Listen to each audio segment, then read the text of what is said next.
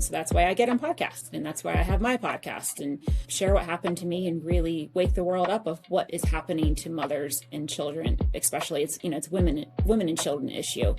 And that's why I'm also very adamant on men's work and men's healing, because all of this is out of their own unhealed things that they have never dealt with. Not an excuse, and a call for action of we need to hold men accountable to stop hurting, their sisters as well. Okay. Hey all, welcome to the Horde of Unicorns podcast. I'm so excited to bring you another episode. We have a wonderful guest with us today, Hope Rose. She is the creator of Heal Thy and a former sponsored ultra endurance athlete who teaches transformation through the body as a bridge between the nervous system, belief, and spirit. So change becomes real, sustainable, and felt. She helps people regulate their nervous system, clean up the habits that drain their energy, and build a life that feels aligned and not just impressive. Through Heal Thy, an experiential monthly human OS, Hope Rose blends somatics, energetics, nervous system work, clean living, and spiritual truth into the simple practices that fit in real life. Her work is shaped by a personal path through profound grief and rebuilding from the ashes, which gives her a grounded reverence for what it actually takes to embody rising from the ashes. Hope Rose helps people stop trying to think their way out of patterns and instead shift the frequency underneath them. Because the issue is rarely the issue. It's the result of what the body has been carrying, tolerating, and protecting for years. Her approach is grounded, direct, and deeply compassionate. Hello, Hope Rose. Thank you so much for being here. I'm so excited to have our conversation. Thank you so much for having me. I'm thrilled to be here. Great. So it's so funny. I just wanted to quickly address, we met randomly at a group event, and it's all about putting ourselves out there. And it was both of our first times, and she was like, I want to be on your podcast. And I was like, I need people on my podcast. Yes, I love that. What's the one quote? You miss 100% of the shots you don't take. And so if there's an opportunity, if there's a chance to speak on the mic, do a podcast, you take every opportunity given to you. And so, I'm thrilled that you invited me to share some of my story and some of my thoughts for your listeners. Yeah, I'm excited. Okay. So tell me a little bit about from your old life to how you got to where you are now. Or tell us a little bit about Heal Thy first, and then getting into what brought you there. So from your old life to your new life. So Heal Thy downloaded to me, over a decade ago. And over the last year, I was like, oh, we need to resurrect this idea. It still is there. And so it's really making personal growth a tangible product. And so with my human design, if anybody's into human design, part of human design, I'm a manifestor generator. My life path is 11/2. I have 5 placements in Leo, just to give you a little background on my personality. And I like to disrupt things. And I feel like that, the broader coaching space is pretty stagnant. And the second part of that is healing is very inaccessible to a lot of people. It's not mainstream. It's not, you don't see it in Target. You don't see it in Whole Foods. It's, kind of Zoom rooms. It's Instagram stories of I can coach you. I can be your mentor. And people and it's very expensive. And so I've developed a system and a company, and it created this to go into the retail space, where it is a product that leads people into the first, trying to figure out how to say this because it's still under IP. It's a product that leads people into coaching, and it's very price point accessible. And so it's basically it is an emerging category into the retail space, which I'm super excited about. So people can purchase on like my website now for like, month one, month zero is all will be in retail stores. And basically it's a deck of cards and it goes through one healthy habit for 30 days, very specific. Because the other thing I noticed, and we'll get this, tap into this in a second. The one thing I noticed through decades of working with people and, conversations with them is that healing, wellness, health, fitness, like all those things underneath that umbrella, they become overwhelmed and they stop before they start. And so it's like, I need to do my cold plunge. I need to lose 50 pounds. I need to meditate. I need to, eat healthy. I need to have non-toxic cookware all before 5 a.m. And people are just way too overwhelmed. And so what I have done is really just devised a really simple method where we focus on one thing every 30 days. And then there's, a community of eventually millions in there that are walking the same path with you. And together, like we literally heal the world on a global level. So I have some very big goals for Heal Thy, and the whole, like the word is healthy. If you look at it, and it's really broken into heal thy mind, body, spirit. And so I really wanted people to see the iteration of it. Yeah, I noticed that because I didn't actually ask you how to pronounce it at the beginning. But yeah, I thought it was like heal healthy or like heal thee. But no, I love that heal thy, and it looks like healthy, and this is so interesting. I can't wait to hear more about this product that you have. Yeah, And yeah. bringing it accessible to people. And you're right, like coaching is and healing is coming a little bit more mainstream, I think, but it's still a slow into the broader aspects of like yeah, general public. But that's really exciting. Where did you come up with that? You know, God's source has just given me so many downloads throughout the years. And I mean, just I had another idea literally download to me yesterday. I was like, like, wow, that is a great idea. Okay. Yeah. And And it's really so speaking on, oh, like sorry, I go ahead. have literally like ideas are just birthed into me. I think, I'm very connected to God, the divine. And yeah, I really actually need to write a book with all my business ideas, because and I can just hand it out to people when they're like, I don't know what business to start. And I'm going to be like, here's the book. We will help you start it. Because I'm not sure if I'm going to have, I'm in my middle 40s. I'm like, okay, I'm like almost halfway through my life. I don't know if I'm going to have enough time to get all these huge visions and downloads into the world. Yeah. I believe I will. But yeah, source gives me those ideas, and really tapping into the collective of like, where's the gap? What do we need? And also just coupled to, and this kind of ties into like the personal aspect of my story of, really making healing accessible. And like healing is like, it's a catch-all word.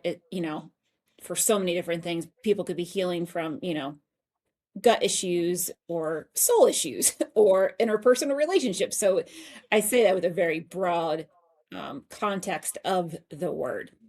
Specifically, one of the needs that's just plaguing our society right now, and I'll give a few statistics to kind of um, frame why Heal Thy and some of my other ideas, uh, as Robert from the Shark says. No, it's not Robert, it's Mr. Wonderful from the Shark TV show. He says, if it doesn't make money, it's a hobby. So let's just say I have lots of hobbies. Yeah. No, uh, I've heard that before, yeah.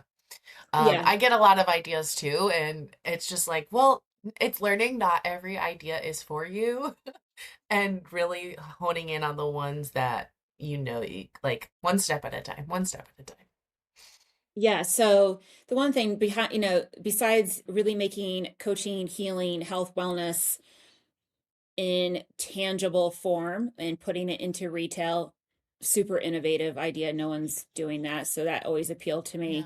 And then second, the accessibility. And then third is that, our world on a global level, just not the US, is ripe for true like transformation. And Yeah. 3.4 women a day are killed by former or current intimate partners, which ties into my story.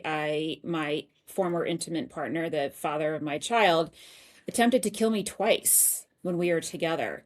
So that kind of has a little part of why I really want this company to be birthed, to really offer the world and humanity health, healing, and hope. And then the second, every 10 minutes, a woman or a daughter is killed by a family member. So, femicide, I mean, the war on women is just astronomical. And then coupled with that is less than 10% of men are involved in personal growth. So I really want to bridge this gap. You can kind of see it just, in the news, social media. Like I don't own a TV. I just, I get my news from, unfortunately, social media, and I have limits on that. Catch And 22 there.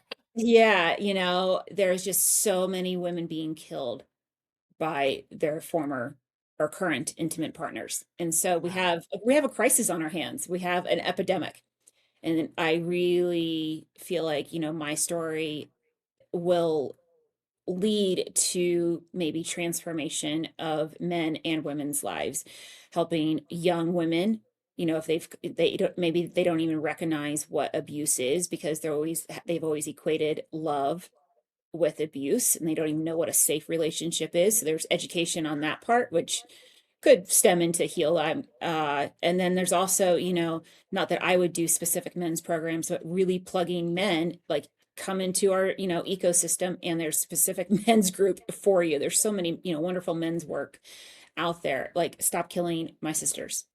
So Yeah, that is, please. yeah, that's kind of what part of what drives me, of just like we're in 2026 with robots and AI. Don't you think we can stop killing each other? Like that would be great. Yeah. So You would yeah, think. it has a very personal meaning to me. So yeah, Mhm.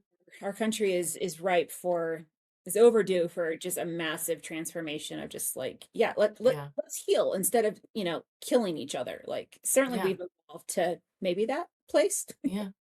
I mean, I think that's exactly it. I think we're in that pivot moment, that where everything is breaking down, and it's time to get ready to really decide and be intentional with our transformation of how we want to see the world. And that's what this podcast is about. That's what I like to talk about and inspire others to really hold in their thoughts versus like that dystopian, fearful future. It's like, what about the best thing? My mom does this a lot. We call it catastrophizing. We're catastrophizing the world. How can we, I don't know the opposite, but how can we think of what's the best that can happen? What are the foundation? Because we know what works through research, through studies at this point, through history. We know what works and what can bring a greater foundation. So I want to ask what was the and this is like a two-parter, because did you have any dreams before that you put on hold because of the need to survive, or you needed to just do what you had to do to get by?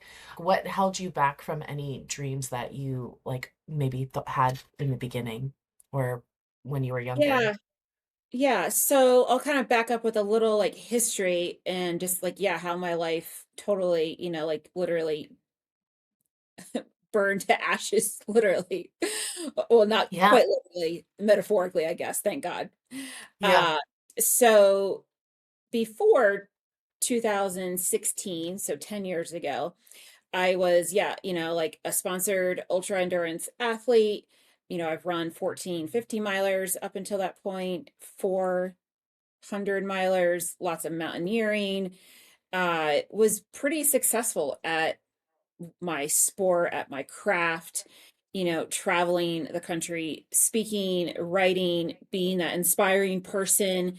I've always been self-employed, really always in service of others, and lived my life like that. And then in 2016, the last 10 years have been this whole transformation of source giving me this name, channeling as Hope Rose, and kind of let's see if I can condense this into a few minutes.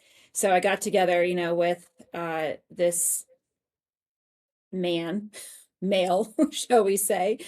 And immediately the abuse started right away of just isolation. I left my entire world for him, left my career in a sense, and financial abuse, emotional isolation, coercion, control, manipulation, all of that. I had a son in the spring of 2018, and things really escalated from that point. Not even 4 weeks postpartum, he attempted to take out a life insurance policy on me and my baby. Of course, like right after postpartum, you're not quite coherent in what is happening in the world. Like you just grew a human for, 10 months. That's what 40 weeks is. It's more than 9 months. Birthed it out. Birthed it out. And, you're like, I was breastfeeding and, anyway, being a stay-at-home mom too, which is the other really crazy thing too. Like he was the sole breadwinner.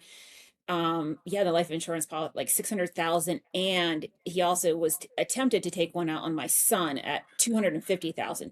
So just bizarre things. He took my car away. He stopped making the car payments. We lived in a very small town with no public transportation in the middle of nowhere. The abuse it really escalated from there. And then found some very like disturbing texts, threatening to, kill me. I went through every abuse scenario that could possibly be, read about in a book of like what these individuals do. I've unfortunately experienced that. And he ultimately got on a plane, left, sent me a text and said, "Good luck. I'm out, not telling you where I'm going to go, when I'm coming back." And at that point, I got into gear, called 2 DV centers, and began trying to get me and my little baby, he was 7 months at the time, to safety with like little angels came in and helped us. That's all yeah, literally earth Yeah. angels. And yeah, then he closed our joint checking account, took the other car away that he had given me, and then took me to court for, custody and child support, like just crazy stuff. And then got a live-in girlfriend within a month of kicking us out of his house, changed the locks on our house as well. So I knew enough about family court and really what the system is. And, my main goal was keeping my son safe because I know what this person is capable of. He wasn't even present in my son's life. And he had a lot of money, power and control, a lot of back doors. And ultimately, even though we had a final court order, a stipulation in October of 2019, where he settled 6 days before trial uh, for very little child support. And I, had basically sole custody of my son with, he had visitation. And I kind of say that because a lot of stories out there are like, oh, the mothers just want child support. That was not my story. I wanted my son safe as yeah, his mother, and I was going to raise him to the best of, my ability.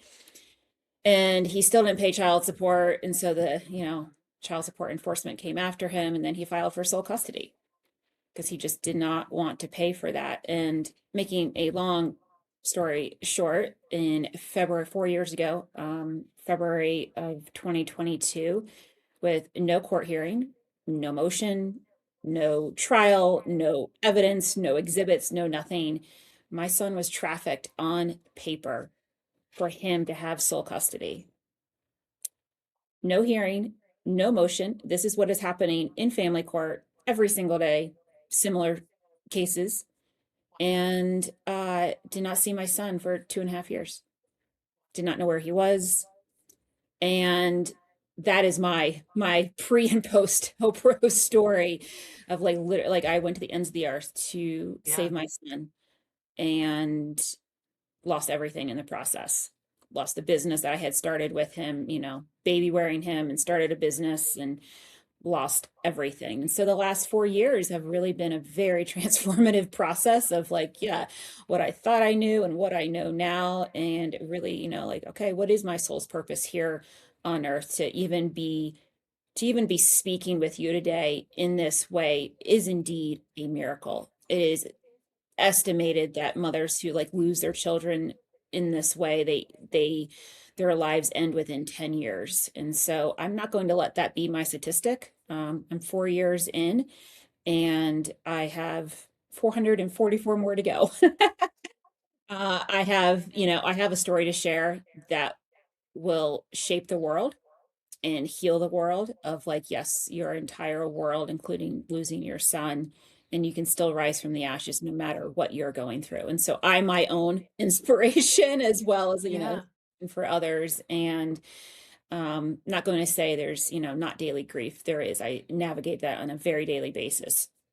And also, I always say, like, how can I steward my story to the best of my ability? And so that's why I get on podcasts, and that's why I have my podcast and share what happened to me and really wake the world up of what is happening to mothers and children, especially it's women and children issue.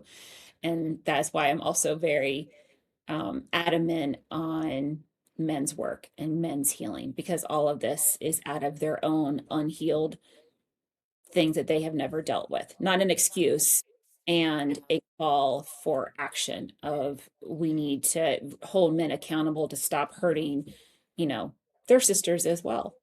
Yeah. No, that's wow, that's a really powerful experience that you had, um, and are still experiencing. Do you, what was, and like, was it when you lost your son? Like, what was the pivot moment, that catalyst that really pushed you forward into create, heal, thy, and really do the work on yourself and reflect on what you needed and how you got to where you are now? I think when you lose everything, including your biological child, Yeah. you take on a very different worldview at that point. Yeah. And women always carry the cells of their children. It's very different than men because men just give sperm, they don't grow a human. And so women, whether their children are living, dead, stillborn, miscarried, whatever, they will have those cells in their body until they transition. And so I always kind of equate it like, yeah, I have like a missing leg, nobody can see it, it's just, yeah, it's there. And so it was a call of like, okay, I have been given this, what I pose as not spiritual bypassing, like acknowledging the severity of the issue. And okay, I've been given this gift. I'm still here. They have not silenced me. How can I steward my story to the best of my ability? So God help me.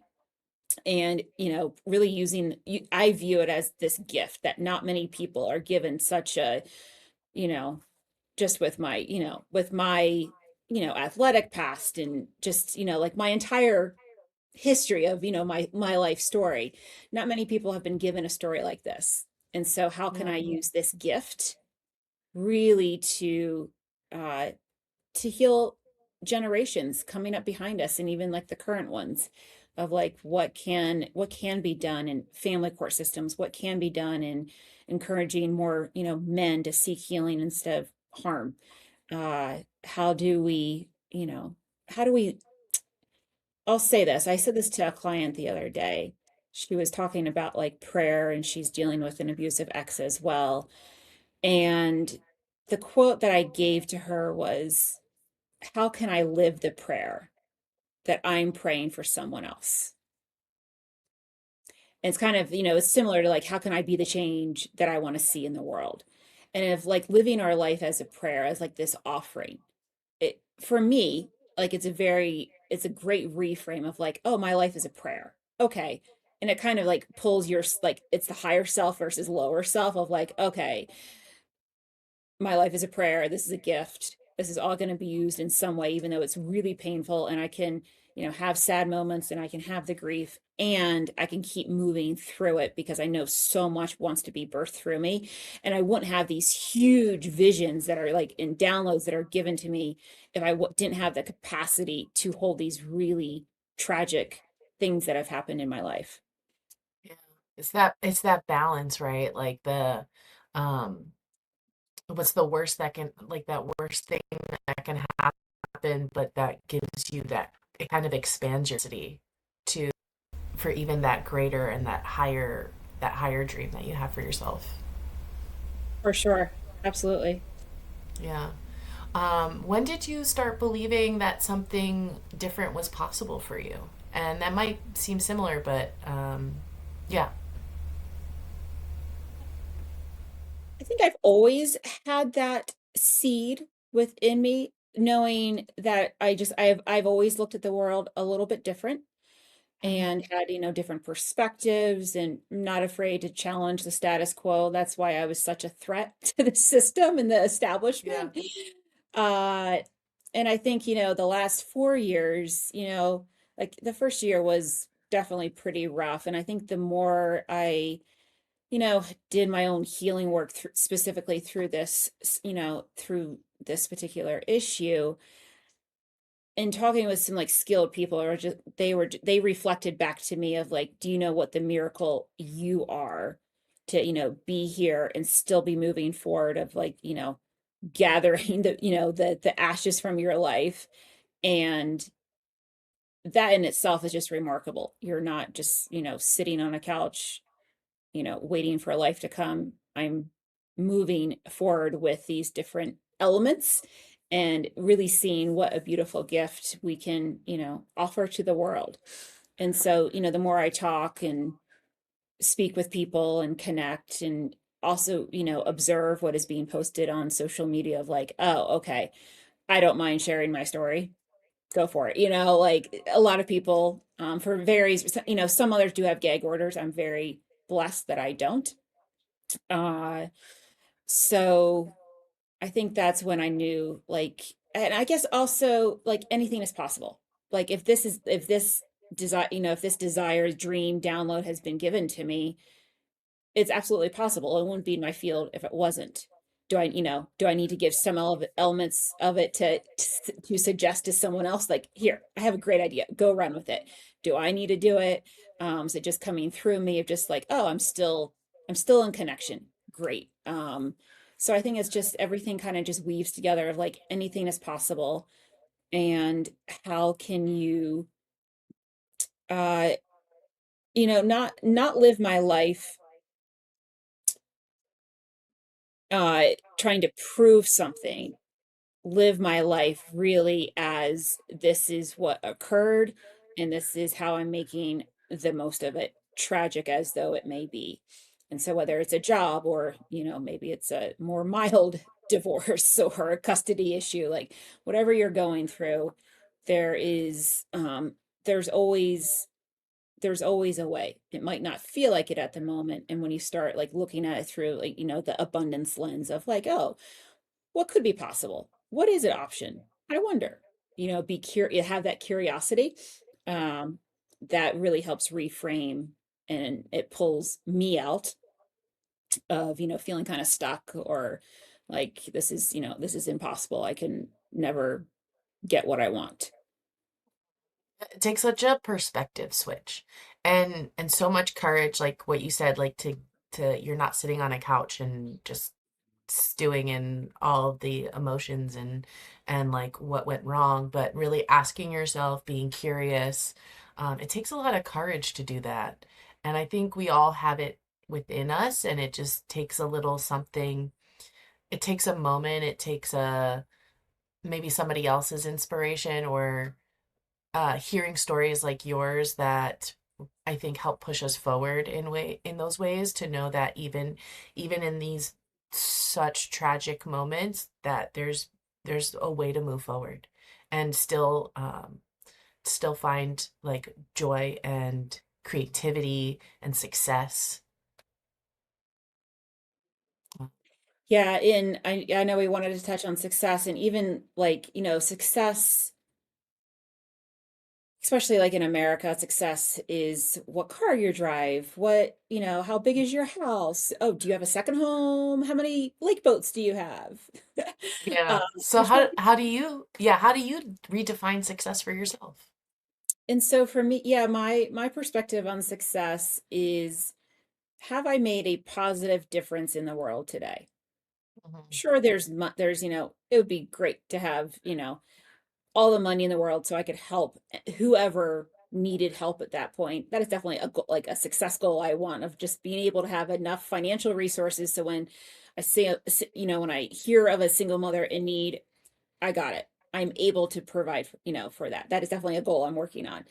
And success, I really want to, like, for me, and even as like my vision for humanity is like, was I kind today? Did I forgive myself for believing into misbeliefs I had about myself? Because when we treat ourselves with kindness, then that kindness also ripples out into the world. And that's how success comes back to us. So yeah, success for me is, yeah, have I thought of others today? Have I thought of myself in a kind way, not in a critical way, not in a shame-based way, like, oh, I'm so unworthy, I'm so unlovable. Like, that's unkindness to ourselves. And I think, sometimes in spirituality, like, it's very cute to be like, oh, who was I kind to today? Meanwhile, their internal script is very unkind. And so I like to merge the two of like, was I kind to myself today? We got to start there. Yeah. Like how Yeah. what actions did I choose? Not just from like food and nourishment and movement and hydration and uh it's the internal. How did you dress your internal wardrobe, shall we say, with kindness and love and care and rest? And that is that's success to me. Part of it. Not all of it, but a huge part of it. Yeah, I think we tend to forget, and like what you said, our society tells us what success is very different from that. And I think we're just kind of learning to redefine that and reshape what success is, because life isn't just about the material aspect, although that's an important part is in the life that we live and we have to navigate now. But also internally, we've forgotten the internal aspect of ourselves, and or we're not really taught that, depending on our family, depending on who's around us, and how maybe the family has taught us that. But I feel like the most part, it's not really something, our mindset, our thoughts, emotional management, like in managing our emotions. It's not a common thing that we're really taught. And I see a lot of that changing, and it gives me hope. Oh, that's great. Yeah, I'm glad yeah. I think there's a subtle shift. I still feel like there's maybe it's just my specific news feed or, Mhm. Instagram feed of just, another fancy sports car. Great. Okay.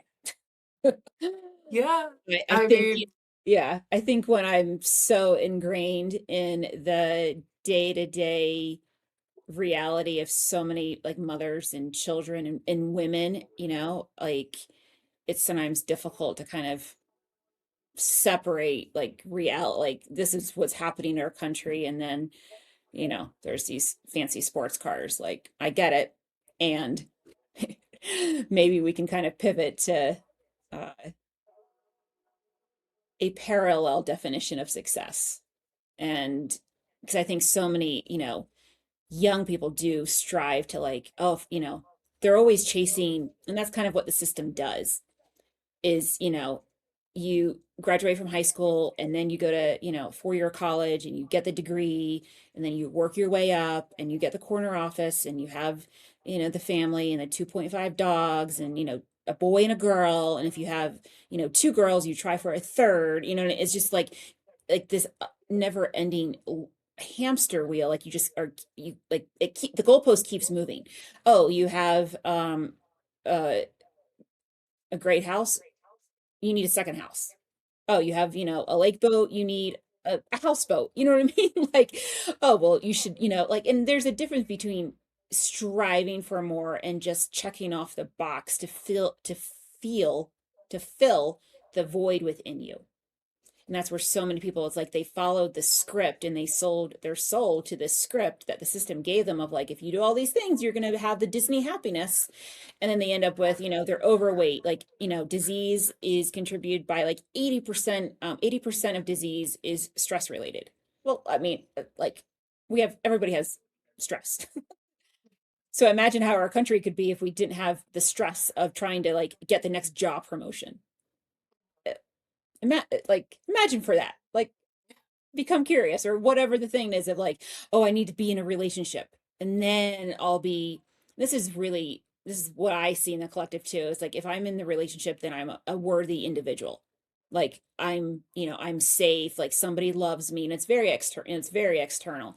It's very subconscious though, Yeah. until people actually hear. America America has a great marketing campaign Yeah, for for all the things, and even like buying houses. That was a combination of banks coming together with developers, and they had something to sell, and they sell the nuclear family home, and um that the white picket fence, and live in the suburbs, or live in a certain way. And when I was younger, I always I was like, I don't want a 9 to 5. I don't want to sell my soul to a corporate person who does not care about me, does not care about, like, I always wanted to change the world and make it better. And I never saw that through like a traditional business lens of that I'm just another cog in a wheel that I don't really want to be a part of. And I went that way. Like I moved, I did all the things, I got the jobs that I needed. And but still it was, like, blocked every time to move forward in that way, because I knew it wasn't for me.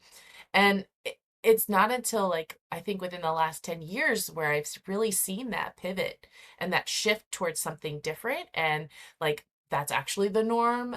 Being an entrepreneur is not a bad word anymore. You're not that crazy delusional person. Now everybody wants to be the delulu person to get ahead.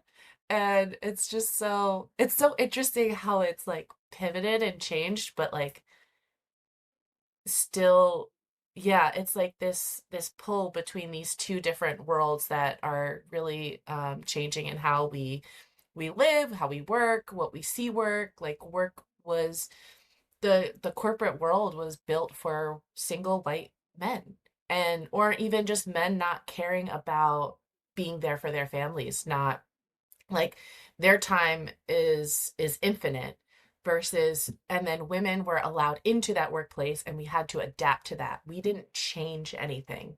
And I see this idea of changing what it means to be successful, to make money, to thrive. Like, we're so dependent on consumerism to get ahead or to even live. Like, water costs money. Water is freely abundant in this land. Like, yeah. It's like, it's a lot. Yeah, I It's mean, if, like, I mean, in a couple states, I know Colorado specifically, I think it finally ended, but to collect rainwater was a crime, like, Yeah. In some states it still is, yeah. yeah, I mean, yeah, like you can't have chickens. Well, who's to tell us we can't have chickens in our, you know what I mean? Like growing our own food. And, Mhm. you should, what's the quote of like, you will own nothing and be happy. You know what I mean? And Yeah. it's like, yeah, I don't think so.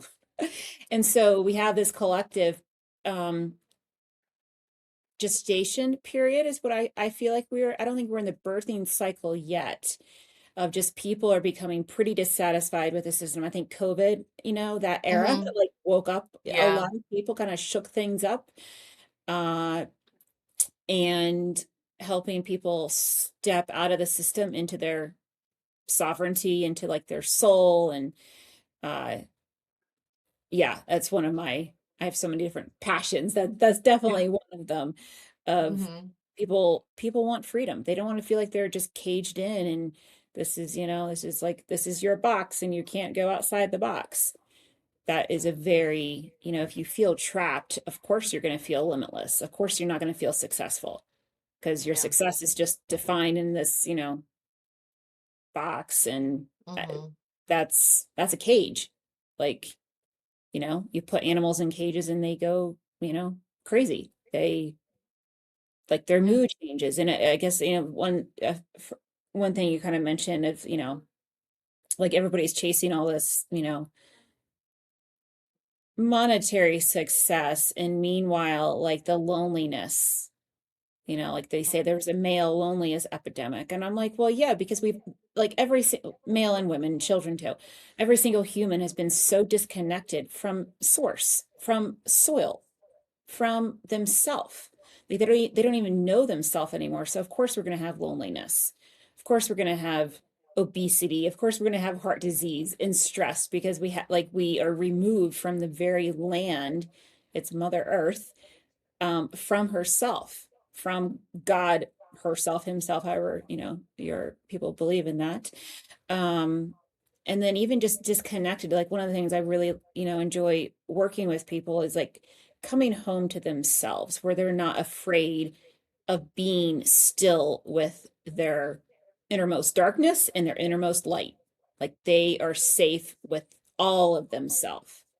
And that's a huge success moment for people to have of like, oh, I don't have to suppress me anymore. Nope, you sure don't. I will give you all the permission in the world to be your authentic self. Yes, And exactly. yeah. Human design and astrology really helped me with that because there would be like parts about myself that I'm like, why do I always do this? Or like, why am I reacting this way? And I'm looking into the shadow aspects of it, and it's like, this is why. And I was like, oh, okay, thank you for that. This is like the shadow aspect of Capricorn or Cancer, or all the different, like, all the things that we have within ourselves. And and learning human design actually really helped because as a projector, you're not self. And if anybody knows this, your not self is that person that like you're not in alignment with and is bitterness and resentfulness. And I was like, wow. And I started recognizing that. And I was like, okay, this awareness allows me to pivot and change and reflect on what needs to change. And was it within myself? Is it is it how I'm reacting? Is it how I'm thinking about it? And it gave me a really profound shift in that mentality too. Yeah, if you're open for it, I'm a big advocate of language. And so when you hear the why come up, just pivot it to what, because the energetics of why is it typically it's like judgmental, like, why am I thinking this? Why did I do that? Oh, I'm so stupid. And so pivoting from the word why to like what or where, like just another gentle, like a softer approach on that word, so that way your system is like, oh, it's okay to go down this this avenue, and we're not going to be judged for it. So it helps, like, all right, like I merge a lot of different modalities together, so like internal family systems, IFS, that kind of it is helpful. And then yeah, language, one of the biggest ones I share with people is if you just did this one thing, your entire world would shift. Instead of I don't know, and now that I say it, you're going to hear it all the time when people say, I don't know. I don't know. It's just like, I don't know. And instead, you're going to Yeah. be like, I wonder. I Yeah. wonder if I could do this. So, like, literally, when because I don't know is offloading responsibility. It is giving your power away. It's putting you into a very like lack contracted state. And instead of like, oh, I wonder if this could be an option. I wonder, what about this possibility? And so just literally eliminating, I don't know, from your internal and external speech will radically transform your life, and you will have success. I guarantee it. Yeah. Your money back. Yeah, I had an acquaintance, a friend that would do that, started doing that too. And she would say, instead of saying, I don't know, I wonder. And yeah, I love that, and that shift between from why to what. That's actually that's really helpful. I hadn't thought about it like that, but that's great. Thank you. Okay, I have many more. I'll give one more. Okay. Is Okay. this is the freebie? Uh, Hmm. the word sorry. This is typically, Mm, men use the word sorry like 9 times out of 10 more than men, and it's just this collective female energetics of apologizing for their existence. Because women used to be burned at the stakes. mhm. Women are being burned in different ways today through family court, through taking their children, through they had to go back to work at like 6 weeks. So women are quote unquote burned in different ways. We might not be burning them physically at stakes. We are burning them in other ways, and even, in domestic violence, murder cases, things of that nature. Anyway, uh, so there's this collective. And so one of my goals is to help every woman eliminate the word sorry, unless it's truly absolutely needed. Then we use the word sorry. Most women are just saying it very unconsciously, of just like you bump into someone, oh, sorry, excuse me, pardon me, I apologize. And one of my visions is like every woman really steps into her power by eliminating the word sorry from her internal and external speech. And like you feel energetically very more powerful. And so that is, you'll hear it now that usually when I say this, people are like, I'm hearing it all the time. Yep. And so please share this with every woman you know of, like, let's eliminate the word sorry from our vocabulary, especially teaching our daughters this. Super important too. Uh, Yeah. yeah. It took like when I first learned that, I was like, oh, like there's so much I can unravel in my personal life for that. It took a while to really like weed that part out of me, not that I was removing it, just pivoting that word. And then like hardly ever say it at this point. It's been a couple of years now. Yeah. So it does work. It does work. Yeah. I do that too. Because I know we say sorry way too much. And when I started paying more attention to that, I either started saying it more and then I would have to like stop for a moment, like, no, I'm not sorry. Yeah, and And like one thing changing. you can do, like when and this is for you or anybody listening, is when you hear the word, like, instead of, so you said sorry, celebrate that, because we celebrate the awareness. And so like, Mm-hmm. oh, I'm so glad I noticed, I was aware that I said sorry. And when Mm-hmm. you give your brain the dopamine hit of the celebration. And so you're Mm, not beating yeah. yourself up of like, oh my gosh, I said sorry again. Oh, can't believe I did that. Well, you're probably going to keep on doing that. So celebrate of like, I'm so glad I noticed. And by doing that, you're doing something different. You're also celebrating the awareness of it. And then you can make change. And when you have a change, or when you have choice, then you can make the change. Yeah. So yeah, celebrate anytime something comes up that you are like working on, celebrate that you notice the awareness of it. And Yeah. then, you know, you pivot it, and just doing those very simple things, like your whole outlook paradigm will shift, Mm-hmm. gradually over time. Yeah, and it takes practice. One thing Absolutely. that I like to do is tell myself to recognize those moments where I do want to bring more awareness to myself and like my reactions or words or something specific that I want to change. And it's telling myself I will be aware in that moment. I will recognize that moment. And it takes practice, but it's made a significant change in, like, I call it the like falling into like a downward spiral, like that downward rabbit hole of negative self-talk or criticism or self-critique. And yeah, it's been instrumental in helping me move through that and not do that anymore, and like, recognizing the moments and saying, oh, okay, great, now I see where I am. Okay, let's make that change, that pivot. So I'm so proud of you. That's amazing. Yeah. So I want to ask you, what and who inspires you? Hmm. Life itself like inspires me. There's so much available out there, especially like when you like tap into like the quantum. So that definitely inspires me.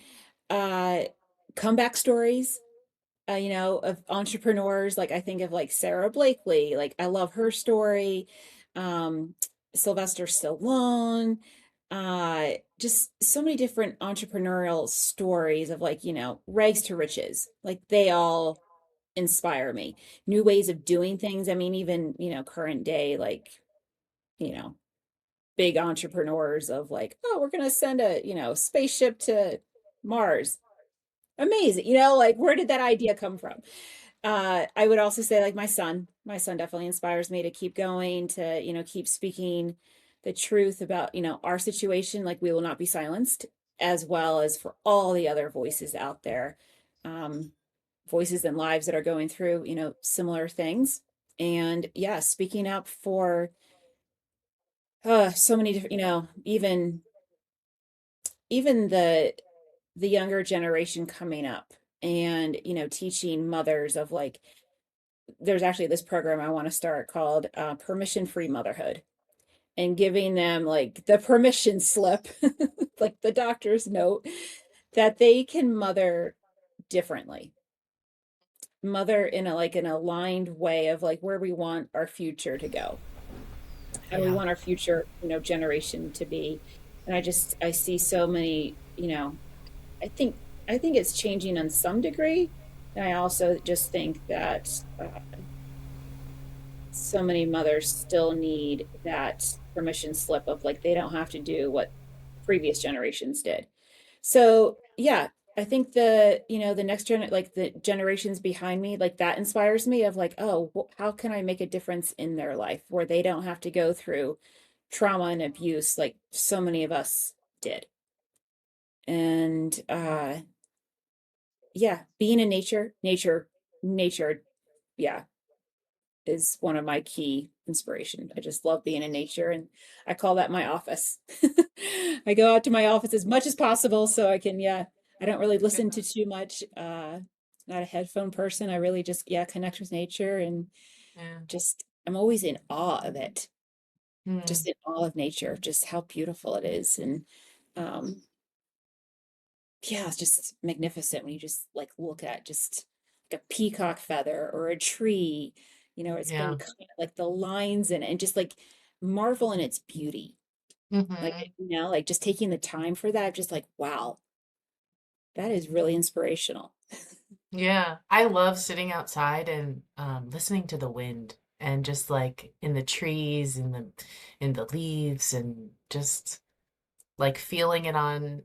It's one of my favorite things in nature. Love it. It's Yeah. beautiful. Yeah. So, where do you find what role has your intuition and your inner guidance played in your journey to yeah, in your journey? Really giving myself the permission to follow my intuition. And when I feel like if I feel like my intuition is off, then I know like my like nervous system is off, and like coming back to nature, coming back to things that regulate me, and honoring my intuition. Like I think even as personally, and as the feminine collective, a lot of women are told like ignore your gut feeling. You're crazy, like there's can't think of like I think crazy is the one. Oh, she's crazy. No, she just was really intuitive. Yeah, And like so I think honoring that, respecting of like, okay, something is here, diving into it a little bit, and then like loving that part of me that's, very intuitive of like, seeing what wants to come through, seeing kind of like the inner, like I have a bit of, psychic abilities, I guess. And so, like feeling and seeing the energetic sense, and yeah, respect, honor, love, and acknowledging that intuition, and really like you're allowed to be here as much as you want to. Like I'm not going to, shut you down. I'm not going to ignore you. I'm not going to judge you. Like, what do you have to share with me? yeah. And really getting to know that, that part very intimately. Where did you or how did you learn how to trust that part of yourself? Well, I'd say that, the last 10 to 4 to 10 years has been a little difficult, giving my story, which you just heard. Yeah. Uh, and so part of it has been rebuilding self-trust internally with my system again. And that can look like doing the same thing. I'm very grateful. I'm already a very like disciplined person, and rebuilding my self-trust of like, how did I get involved with this person, this father of my child, and forgiving myself. I thought at the time that that was the path I was supposed to go, and now I know things totally in a different way. And so rebuilding my self-trust of like, oh, I can I can trust myself again. I can do kind things for others. Oh, I do care about others. I care about myself. Um, when I say I'm going to do something, I do it. Like, I'm going to work out at this time, do it. And like, here's an example. Like in 2024, I took on a challenge for me. I am not typically a book reader. And in 2024, I gave myself a challenge of reading one personal growth, entrepreneurial, similar type book, nonfiction. Nonfiction? I always get those confused. Yeah, Uh, nonfiction. yeah. A book a week and kept, that promise. And so those actions lead to like, oh, I can trust her again. And so it's a daily practice of rebuilding that for sure. And then one day you're like, oh yeah, I'm doing okay. But yeah, yeah, very similar.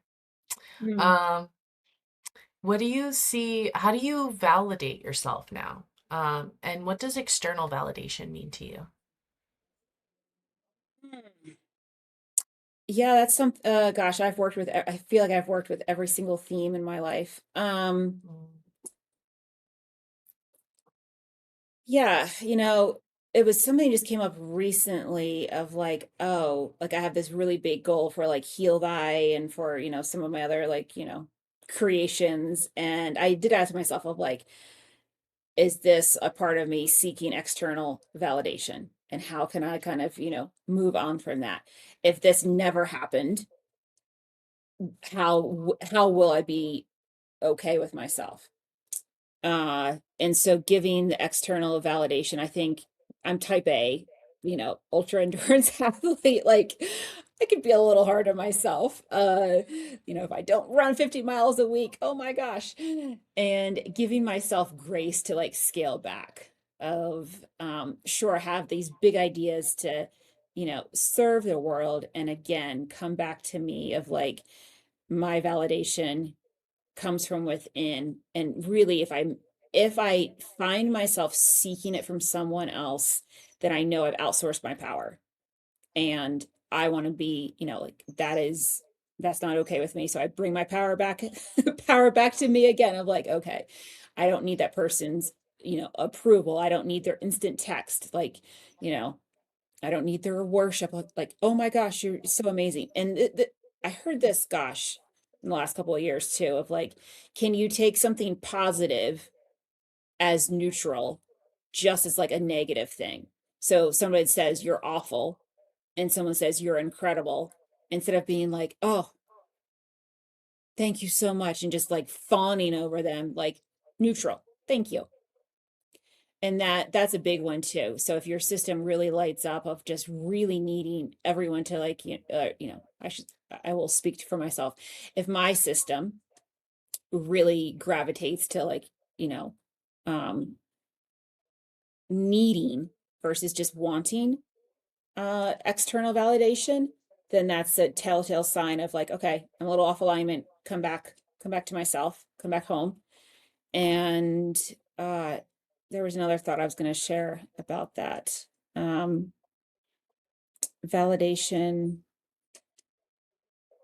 Oh yeah, I guess there's a difference between like wanting and needing. If you really need something, then you're living in the lack.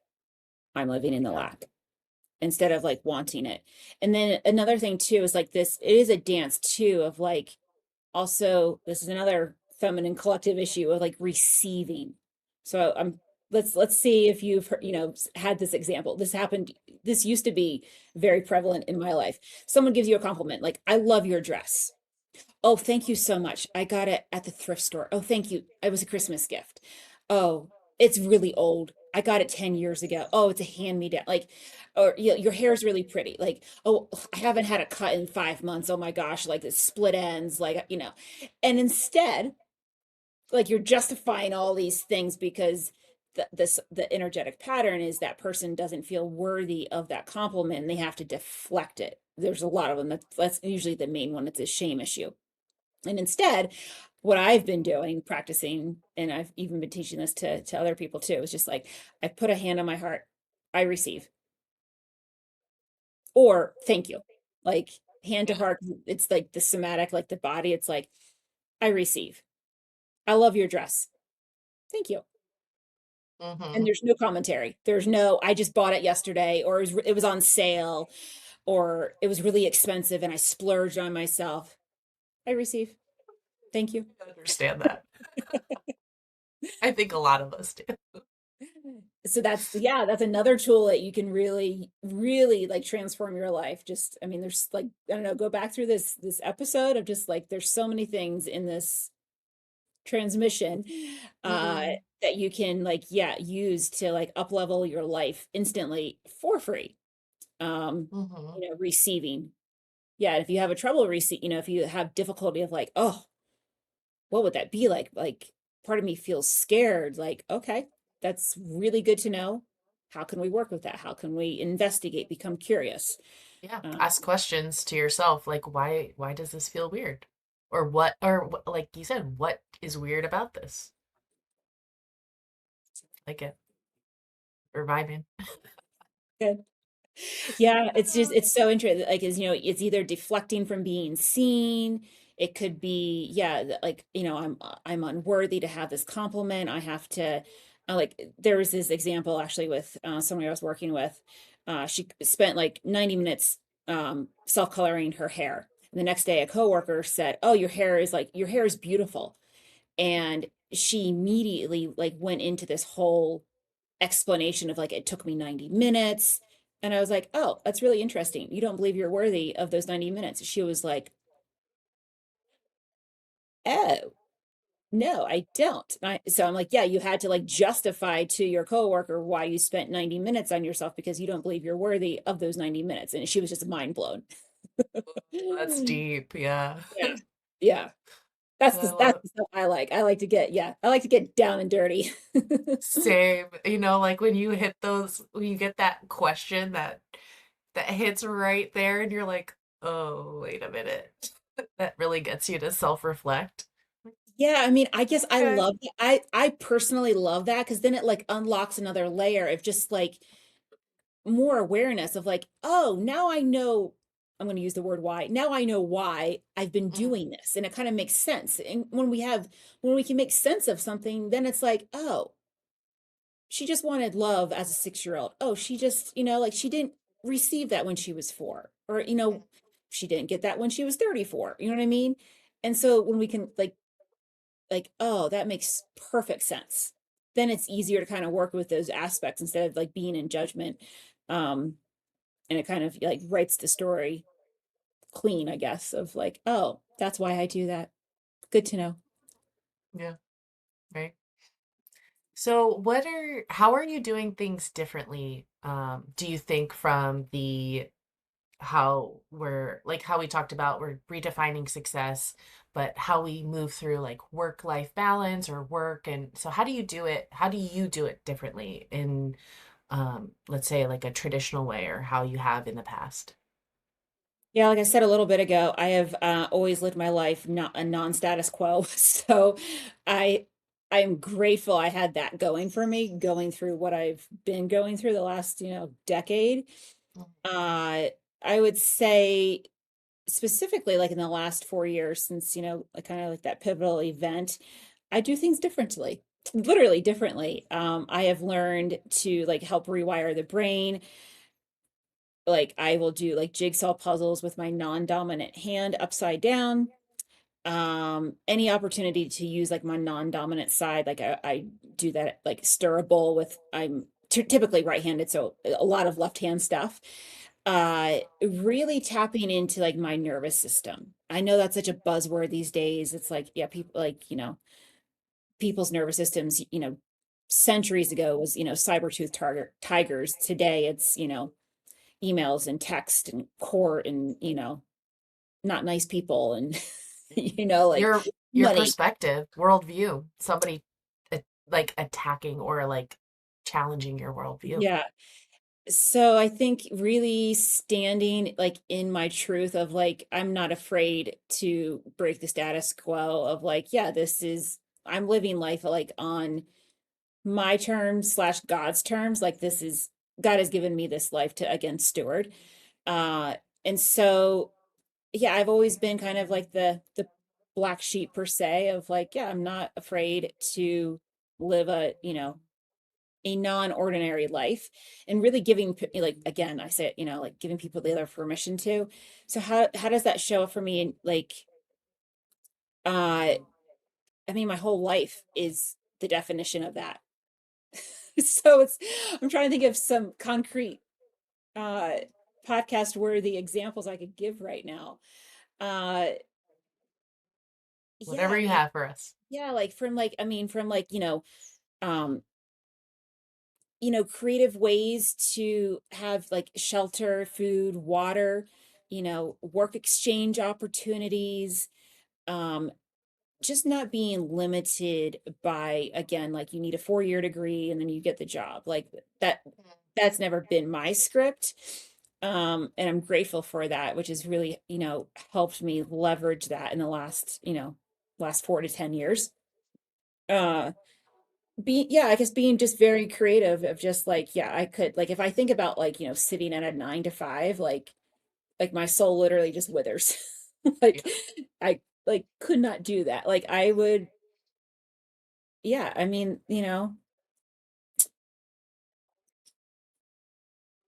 I've always been provided for.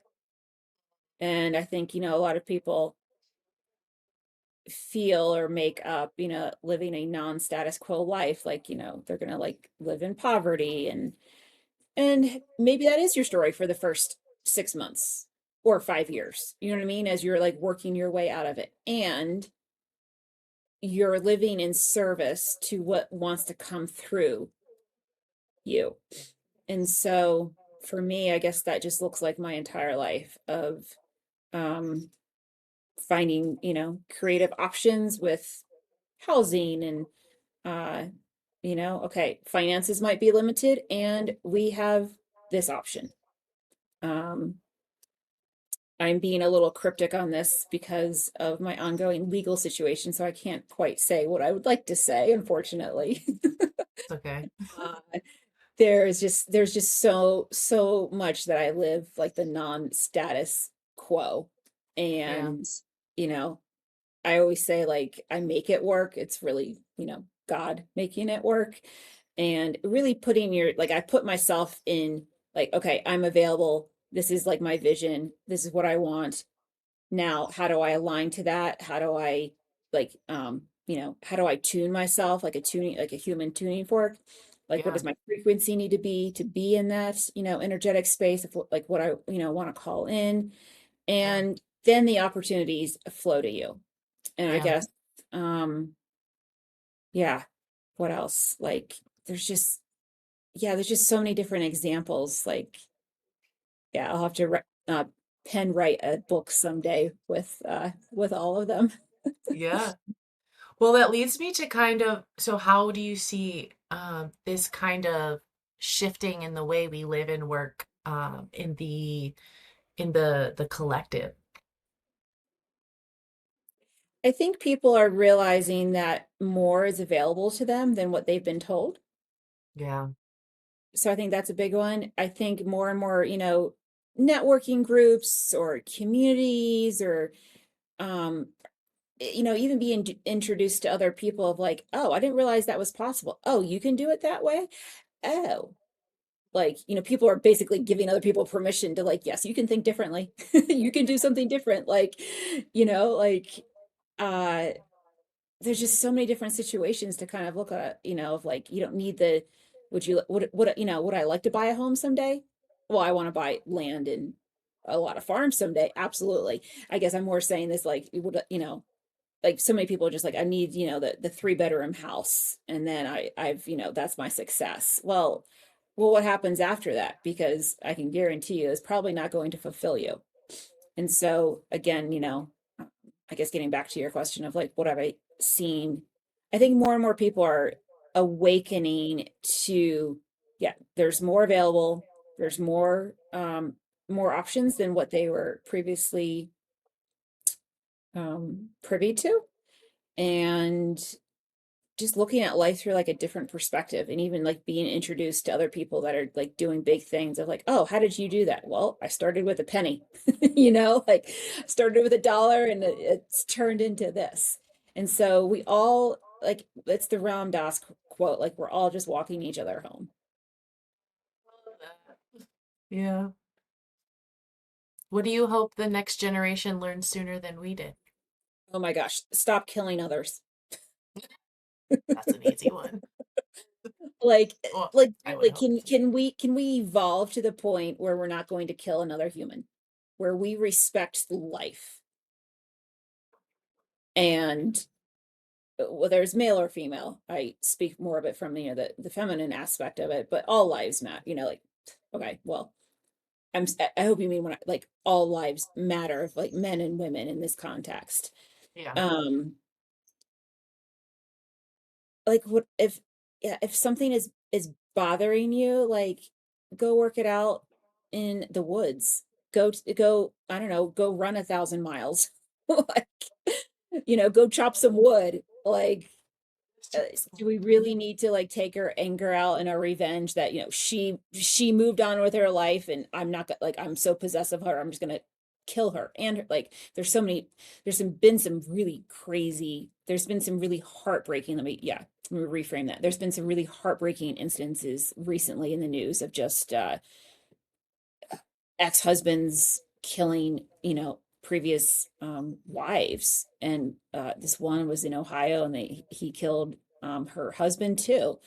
So yeah, I really want kindness in the world. Is that too much to ask, of just like, hey, we're not going to use violence. We're not going to use violence anymore. Like, we're going to end violence of all types. Actually, on my podcast, I devoted the whole month of January 2026 on the topic of spanking. And yeah, very very yeah, interesting topic. Yeah. And it's being done in literally, like, I think 1 billion homes. It's still happening to this day in 2026, and it's being justified. And when we have violence in the home at a very young age, what does that lead to in adulthood? It was acceptable then, it's going to be, it's just now, it's just, we're just going to kill each other. So ending violence, ending violence of whatever it is, whether it's, spanking or murdering someone. We can end that for sure. Yeah. Yeah. I see that, like, w- how the collective, the bigger even world is responding with violence in so many different ways. And what if we didn't respond in violence? What if we didn't respond in revenge and all that? Yeah. Yeah, I mean, like, yeah, the whole topic of like wars, like, it's just, when you really think about it, like on just a physical plane 3D issue, like, it's so barbaric. Like, can we not, can we not, if